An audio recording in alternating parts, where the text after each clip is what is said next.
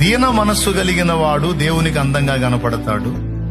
దీన మనస్సు కలిగిన వాడు కృప పొందుతుంది. దీన మనస్సు కలిగిన వారికి దేవుడు ఒక సమయాన్ని నిర్ణయించాడట.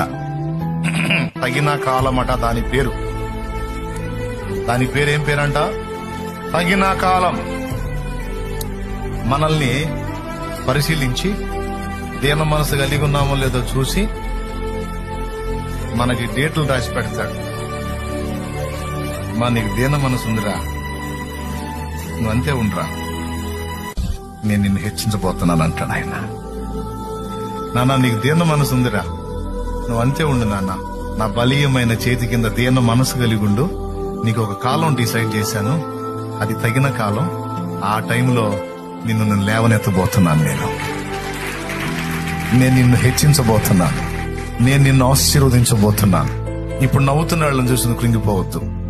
ఇప్పుడు నీ దీన మనసును బట్టి నీ మీద సాగించుకుంటున్న వాళ్ళని చూసి నువ్వు కలత చెందొద్దు, నువ్వు కృంగిపోవద్దు, నువ్వు అధైర్యపడొద్దు, నువ్వు విచారపడొద్దు, విస్మయం అందొద్దు.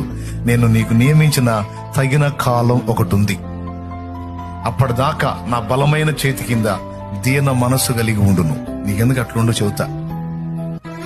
నీకు నేను నిర్ణయించిన కాలం ఒకటి ఉంది, అది నేను నీకు తగిన కాలంగా డిసైడ్ చేశాను.